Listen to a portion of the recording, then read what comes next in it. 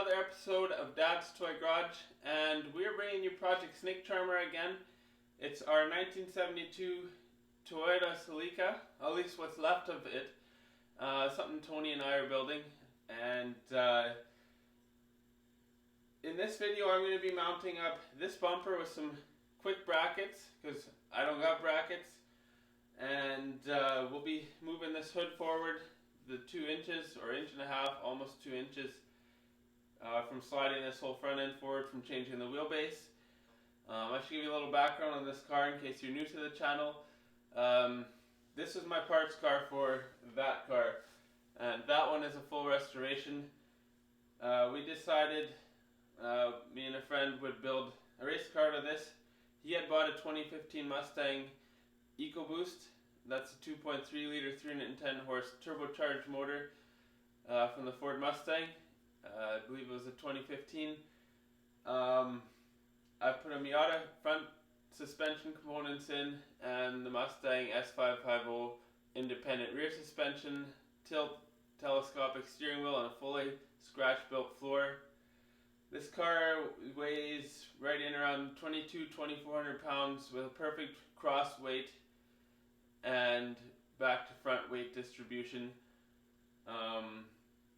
This thing will be a rocket ship. We're building it for autocross and some time attack type stuff. So follow along, let's have fun on this build. Just looking here under the hood, this wasn't making sense to me. I thought this was EcoBoost engine in here, and now it's telling me we got an 18RC, but I don't know. I think I have to reevaluate this tab here, or this tag. Let me think about this a little bit, see if I can get this right. There, all fixed up. That makes more sense.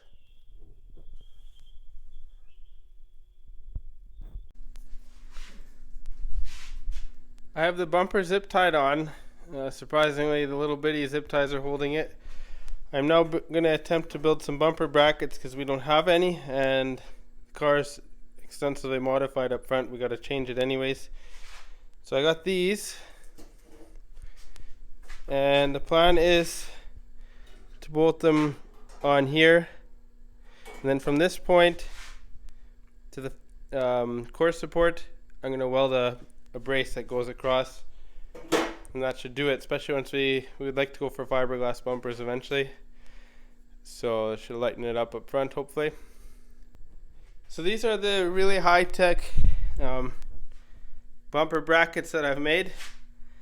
I'm going to weld them right where you see ground down there and ground down there. I'm going to tack weld them on, see if the bumper fits. If it fits, we got a bumper that'll work for this car.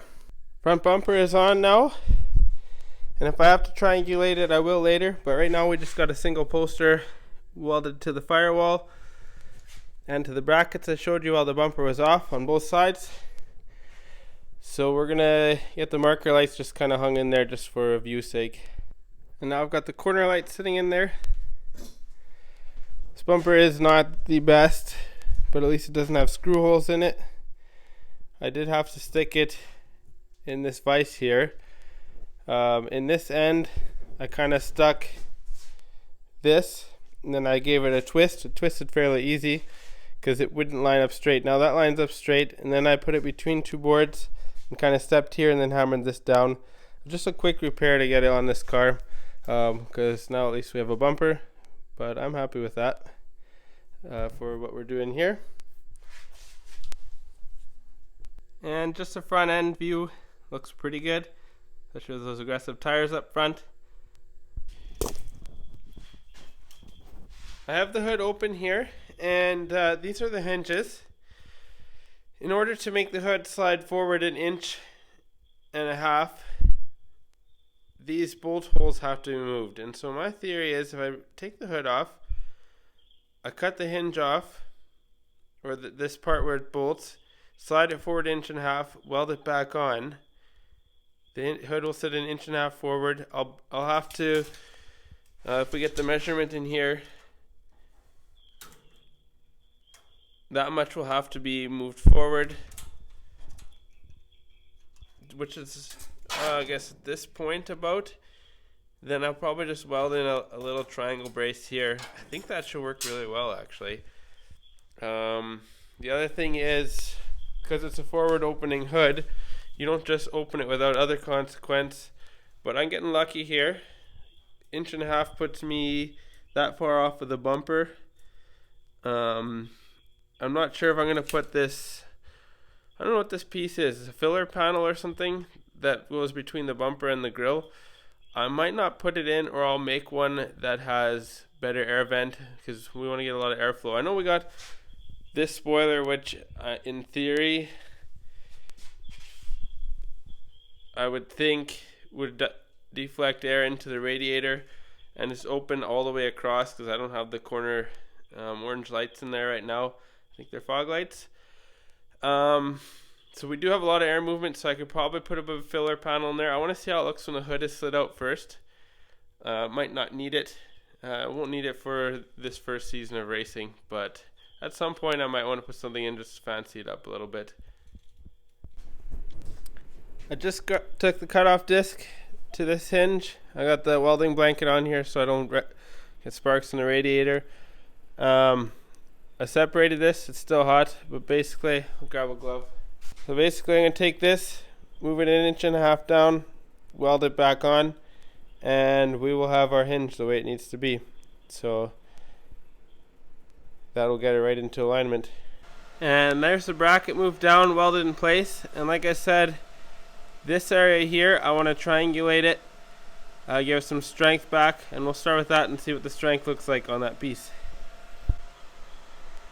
So here you can see the modified one, and I'll just zoom over here, and there's the original one. Hopefully that works like I'm hoping it will. So we got that one modified, and now I've modified that one.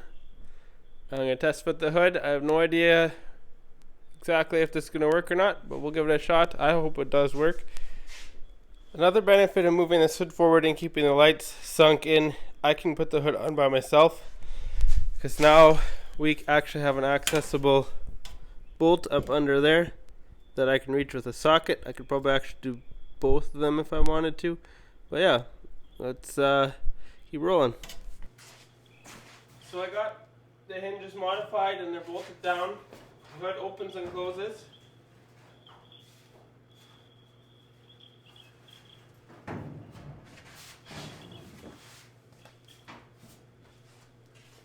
There you go.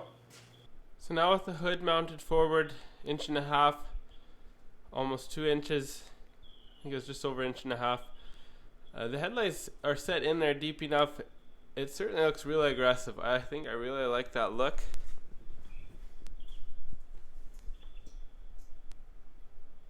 Yep, that is nice. I'm a big fan of that.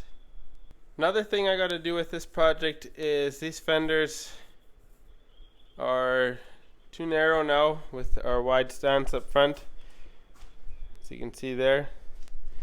And I have a thought on how I want to tackle that. It involves a cut right here. I know in the other one I did here, but I thought about it. It makes more sense just to cut it here, because I'm going to pull it from here anyways. And then I'm not welding there and there. I'm going to have to start fresh on that side, probably with this fender here. With that fender there. And I'll use the one on that side of the car for parts, because I'll probably end up just welding the center strip back in once I've separated it. And once that's done, I think I'm going to cut it along here so that I can pull it out and see what we need at that point. So thanks again, guys, girls, for stopping by, following us, Tony and I, on this build. I'm having a ton of fun building it. Sometimes I can't put the welder down, and with these headlights set in 2 inches further back, I just feel it's so aggressive. That makes me pretty excited seeing this car, and motivates me quite a bit. So you'll probably see more stuff happen in the near future. I know we got to modify the other fender now to match. The transmission tunnel and interior is coming along nicely, as you've seen in the other videos. So I want to say thank you again to those of you who are subscribing to the channel, and yeah, we'll talk to you later.